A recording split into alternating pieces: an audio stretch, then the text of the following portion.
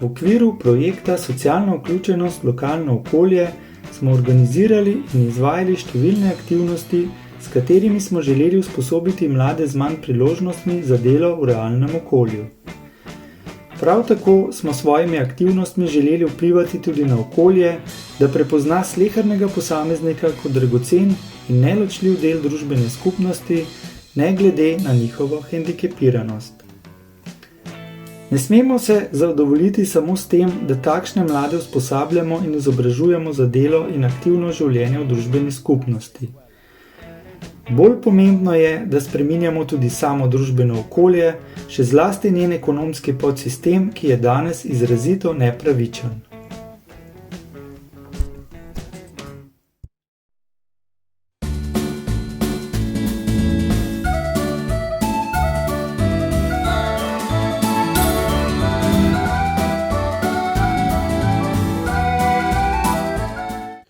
V svetu se vse bolj uveljavlja koncept tako imenovane družbene ekonomije.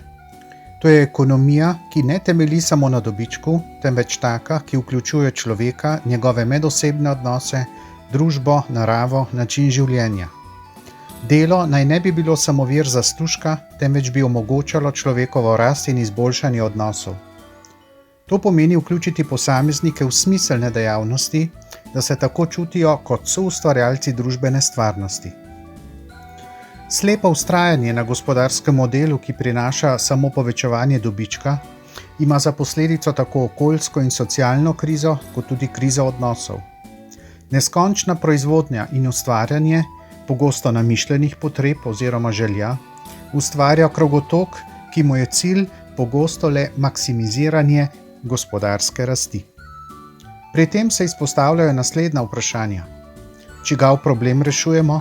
Kaj ljudje želijo? Kaj bomo ustvarili za ljudi? Kako lahko izboljšamo rešitve, da bodo služile ljudem? Večji fokus bi moral biti torej na človeku, ne pa na osredotočenosti na ekonomijo.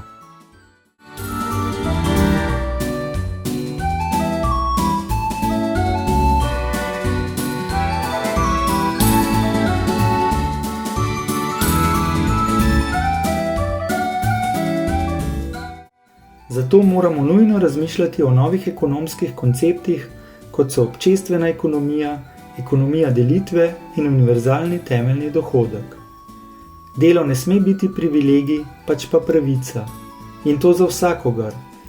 V projektu Socialna vključenost, lokalno okolje smo spoznali številne posameznike in organizacije, ki v hendikepiranih mladih ljudeh ne vidijo oseb s posebnimi potrebami, temveč preprosto ljudi, ki imajo natanko takšne potrebe kot vsi drugi. Ustvarjati, prispevati k skupnemu dobremu, biti sprejet in cenjen, živeti v blaginji.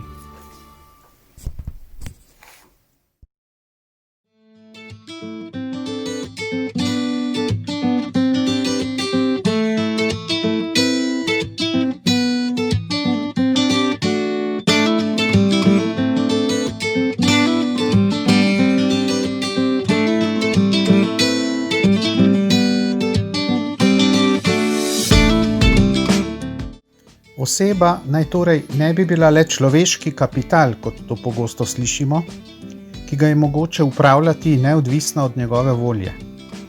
Vsak človek je dragocen in edinstven, ima svoje dostojanstvo. Vsakemu človeku, še posebej pa to velja za osebe s posebnimi potrebami, je potrebno pomagati odkriti njemu lastne potenciale in priložnosti. V tem času se ljudem morda še bolj kot kdajkoli prej poraja vprašanje smisla življenja.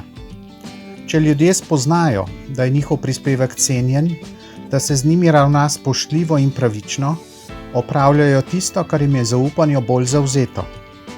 Spodbujati je torej potrebno vrednote, ki pozitivno vplivajo na osebni razvoj zaposlenih. Tako bomo tudi lažje videli trud in prispevek, ki ga družbi doprinesejo osebe s posebnimi potrebami.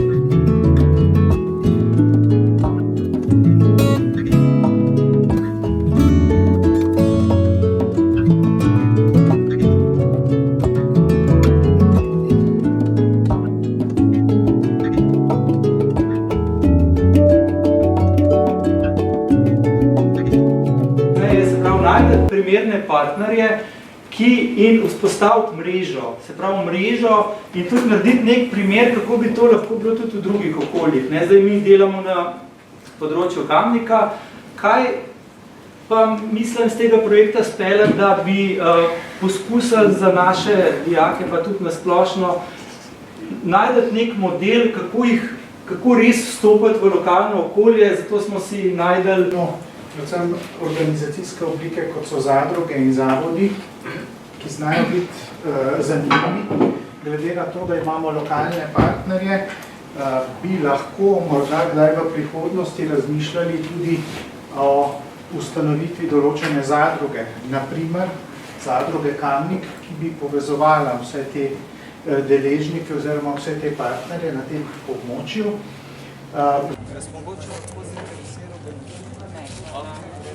So pa tudi eni ljudje, ki se niti ne ozerajo na nas, tako da tisti so B. Ja, zdaj pa vi... Kako pa moram jaz tole plačati za tole? Ja, to pa, gledajte, imamo priporočene cene, drugače pa, če mislite, da je manj vredno ali več vredno, tudi to sprejmemo. V bistvu je cena odprta na pogajanje. Aha, kdo pa ima korist pol od tega? To imamo pa korist vsi, čisto vsi. Zato, ker, veste, s temi izdelki bojo na koncu pač leta šli mladostniki iz Siriusa na izlet in potem, ker bojo šli na izlet, bojo oni tudi veliko bolj srečni, torej v bistvu bomo vsi bolj srečni, ker bojo oni to srečo podelili doma in naokola, ne? Torej, s tem jaz prispevam nekaj za vse dijake. Za vse skupno dobro, ja. Aha.